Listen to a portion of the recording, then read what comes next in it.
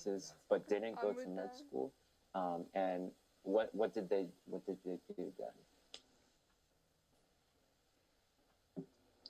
Yeah, so people change their minds all the time.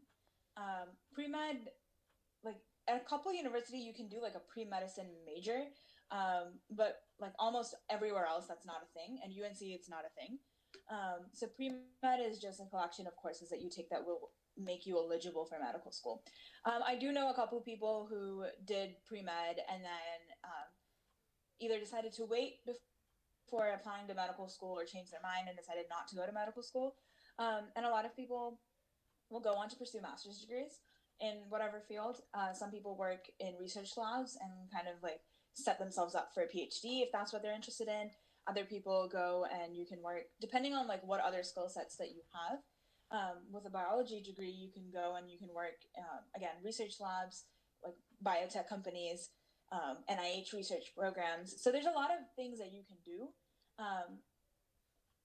But I would say, I think most people who decide after pre-med that they don't want to go to medical school end up doing a master's or a PhD in something else.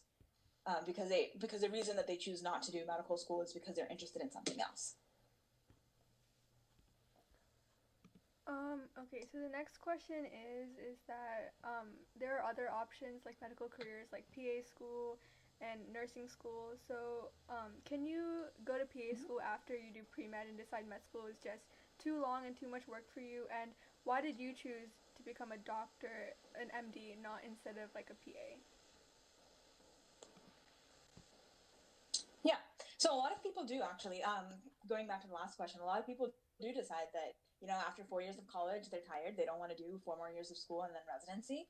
And so instead of going to MD or DO, you'll go to PA school.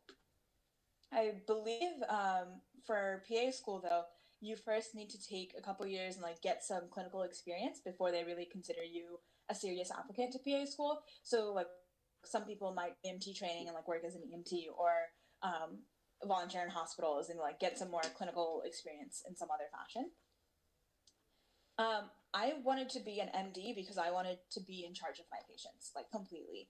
With PAs and NPs, nurse practitioners, there's a little bit, it depends on the state, and your license is kind of, it's not as expansive as a physician's license. So there are some diagnosing and prescribing that you can do as a PA or an NP, but as an MD, you can do anything. Like you can do anything within your license, within your specialty. So that was kind of why I wanted to go be an MD. There's also like the guidelines for PAs and NPs are kind of fluctuating quite a lot. And while it's not likely that their scope of practice is going to get any smaller anytime soon, it's a possibility. And most PAs and NPs, where they have most independent practice, as in they're not constantly being overseen by a MD or a DO, is in primary care. And I didn't really want to do primary care. Like I don't want to do primary care. I want to do more of a specialty training, and there most career options are open to MDs and DOs. So people do go to PA school after treatment. In terms of nursing is an entirely different approach to medicine as like than is being a physician.